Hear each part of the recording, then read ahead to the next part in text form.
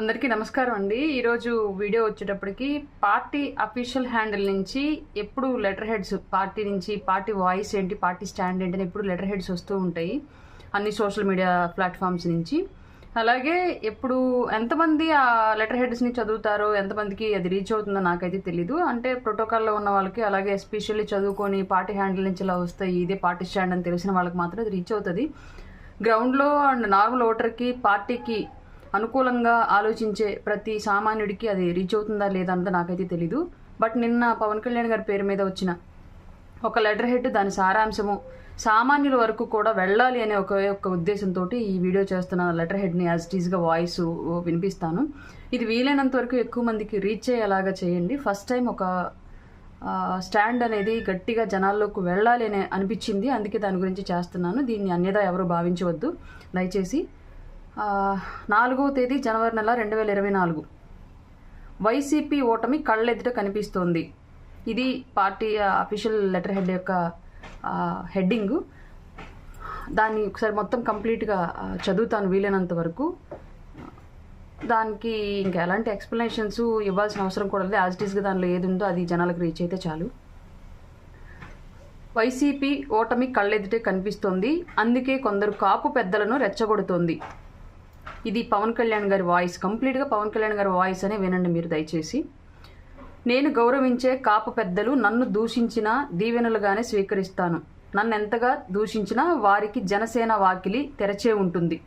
కాపులకు రిజర్వేషన్ ఇచ్చేది లేదని కరాఖండిగా చెప్పి కాపులనే పావులుగా వాడుకునే వ్యక్తిని ముందుగా ప్రశ్నించాలి. కుట్రలు కుయుక్తులతో అల్లిన వైసీపీ వాళ్ళలో చిక్కుకోవద్దన్నదే కాపు పెద్దలకు నా విన్నపం. రానున్న సార్వత్రిక ఎన్నికల్లో వైసీపీకి ఓటమి అనివార్యమని స్పష్టంగా తెలుస్తోంది.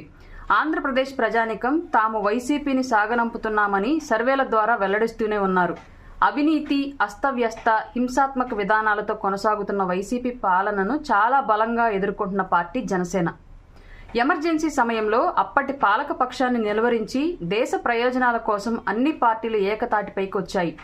అదే రీతిలో ఆంధ్రప్రదేశ్ రాష్ట్ర ప్రయోజనాలను దృష్టిలో ఉంచుకొని వైసీపీ వ్యతిరేక ఓటు చీలకూడదు అని ప్రకటించి నేను మొదలుపెట్టిన ఒక కార్యాచరణ వైసీపీకి, ఆ పార్టీని నడిపే నాయకుడికి కంటగింపుగా మారింది.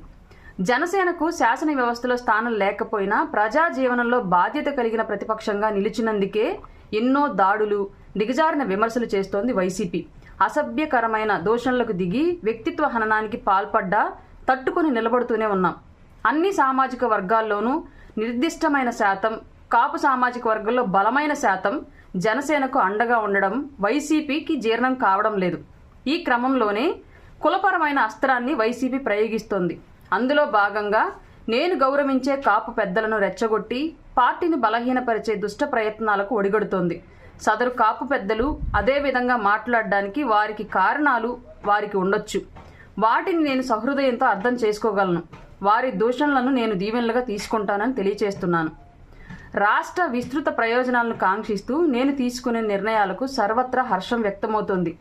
జనసేన ఆవిర్భావం నుంచి నేటి వరకు ఆంధ్రప్రదేశ్ ప్రయోజనాల కోసమే అడుగులు వేస్తున్నాను అని అందరికీ తెలుసు.